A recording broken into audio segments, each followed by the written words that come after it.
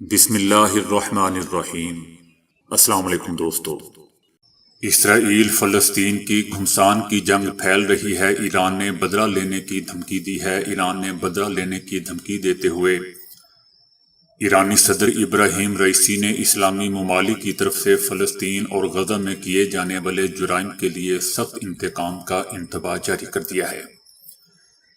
ایران کے دارالحکومت تہران میں فلسطینیوں کی حمایت میں جمع ہونے والے ہزاروں افراد سے خطاب کرتے ہوئے صدر رئیسی نے کہا کہ ہاسپٹل پر حملے کے ساتھ ہی یہودیوں کے خاتمے کا آغاز ہو گیا ہے۔ اسرائیل اور حماس کے درمیان جاری جنگ کے درمیان امریکی صدر جو بائیڈن اسرائیل کا دورہ کرنے کے بعد دوستوں واپس امریکہ پہنچ گئے ہیں۔ اس دورے میں جہاں انہوں نے پوری دنیا کو دکھایا کہ وہ اسرائیل کے ساتھ کھڑے ہیں، وہیں انہوں نے یہ بھی ظاہر کیا کہ انہیں غزہ کے لوگوں سے کوئی ہمدردی نہیں ہے۔ انہوں نے اس دورے کے دوران اسرائیل کو تحمل سے کام لینے کی ہدایت بھی کی۔ تل ابیب میں کانفرنس روم کی طرف جاتے ہوئے جو بائیڈن نے حماس کے حملے سے متاثر ہونے والے اسرائیلیوں سے ملاقات کی اور گلے مل کر انہیں تسلی بھی دی۔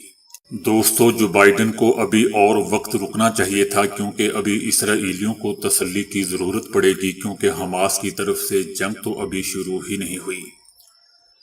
ابھی سے تسلیوں کی ضرورت کہاں سے پڑ گئی؟ دنیا بھر کے میڈیا نے غزہ میں جاری جنگ کے درمیان اس اہم دورے کو نمایاں طور پر دوستو کور کیا ہے۔ نیو یارک ٹائمز نے اپنی رپورٹ میں لکھا ہے کہ جو بائیڈن پورے اسرائیل کو گلے لگانے اور یہ کہنے کے لیے تل ابیب پہنچے تھے کہ امریکہ ان کے دکھ میں برابر کا شریک ہے، لیکن اس دوران انہوں نے عرب والوں کو بھی ہلکی سی وارننگ دی ہے۔ شاید دوستو وہ ہاسپٹل پر بزدلانہ حملے کو وارننگ کہہ رہے ہیں۔ اسرائیلی شہریوں کو مخاطب کرتے ہوئے جو بائیڈن نے اشارے میں کہا کہ آپ کے والدین، دادا دادی، بچوں اور یہاں تک کہ شیرخوار بچوں کے ساتھ جو کچھ ہوا اسے دیکھ کر آپ خاموش نہیں رہ سکتے، لیکن اپنے غصے کو غالب رہنے دیں۔ ایسا نہ ہو کہ 9/11 کے بعد ہم بھی غصے میں تھے، ہم انصاف چاہتے تھے اور ہمیں مل گیا، لیکن ہم سے غلطیاں بھی بہت ہوئیں۔ تو ٹھیک ہے جو بائیڈن صاحب، جو آپ نے فلسطین کے بچوں کو شہید کیا، حماس تو نہیں اب آپ کو چھپنے دے گا۔ امریکی صدر جو بائیڈن نے کہا کہ غزہ کے ہاسپٹل پر دھماکے کا ذمہ دار اسرائیل نہیں ہو سکتا۔ جو بائیڈن نے اسرائیلی وزیر اعظم نیتن یاہو سے کہا کہ میں نے جو دیکھا ہے اس کی بنیاد پر ایسا لگتا ہے کہ یہ آپ نے نہیں بلکہ ایک اور ٹیم نے کیا ہے۔ جو بائیڈن نے کہا ہے کہ بہت سے لوگ ہیں جو نہیں جانتے کہ دھماکے کی وجہ کیا ہے۔ دوستو، وجہ وہی ہے جو انہی لوگوں نے پشاور بچوں کے اسکول پر کیا تھا۔ یہ بزدل دشمن صرف بچوں پر حملہ کرتے ہیں۔ غزہ کی وزارت صحت کے مطابق وہاں کے ہاسپٹل میں ہونے والے واقعے میں 500 سے اوپر افراد شہید ہو چکے ہیں۔ اسرائیل نے دھماکے میں ملوث ہونے کی تردید کرتے ہوئے کہا ہے کہ ایک اور گروپ فلسطینی اسلامی جہاد نے غلطی سے ہاسپٹل پر راکٹ داغا تھا۔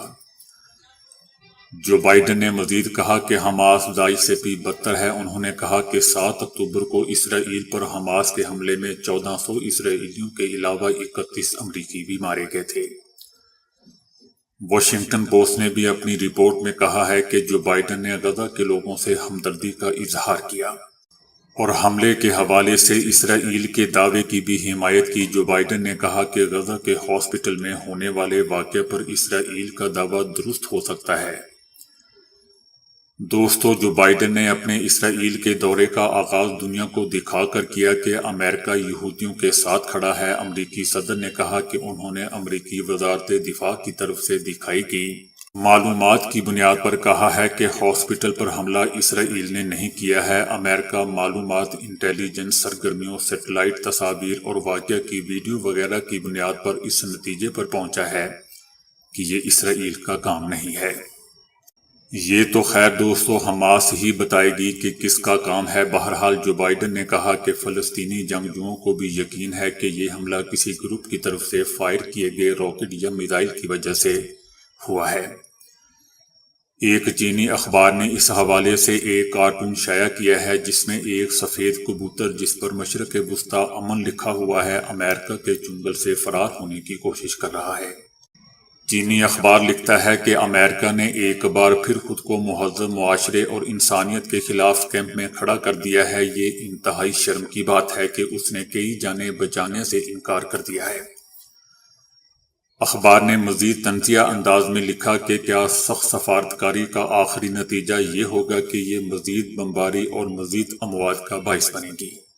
سوال یہ ہے دوستو کہ کیا امریکہ واقعی اس مسئلے کو مؤثر طریقے سے حل کرنا چاہتا ہے، جبکہ امریکہ نے انسانی امداد کی فراہمی کے لیے جنگ بندی کے حوالے سے اقوام متحدہ کی سلامتی کونسل میں قرارداد کو بھی ویٹو کر دیا تھا۔ امریکہ کا کہنا تھا کہ کونسل کو محنت سے کمائی گئی سفارتکاری کے نتائج کا انتظار کرنا چاہیے۔ دوسری طرف ایرانی صدر ابراہیم رئیسی نے اسلامی ممالک کی طرف سے فلسطین اور غزہ میں کیے جانے والے جرائم کے لیے سخت بدلہ لینے کا اعلان کر دیا ہے۔ تہران میں فلسطینیوں کی حمایت میں جمع ہونے والے ہزاروں افراد سے خطاب کرتے ہوئے صدر رئیسی نے کہا کہ ہاسپٹل پر حملے کے ساتھ ہی اسرائیل کے خاتمے کا آغاز ہو جائے گا۔ انہوں نے کہا کہ فلسطینی خون کا ہر قطرہ یہودی حکومت کو اپنے خاتمے کے قریب لے جائے گا۔ لبنان کے حوالے سے سعودی عرب نے اپنے شہریوں کو لبنان جانے پر پابندی عائد کر دی ہے۔ لبنان میں سعودی عرب کے سفارت خانے نے کہا ہے کہ وہ لبنان کے جنوبی حصے میں جاری سرگرمیوں کی نگرانی کر رہا ہے۔ سفارت خانے نے سعودی شہریوں کو ہدایت کی ہے کہ وہ سفری پابندی پر عمل کریں اور فوری طور پر لبنان چھوڑ دیں۔ لبنان میں موجود سعودی شہریوں سے کہا گیا ہے کہ وہ ہوشیار رہیں اور لبنان سے نکلنے تک ہجوم یا احتجاجی مقامات پر جانے سے گریز کریں۔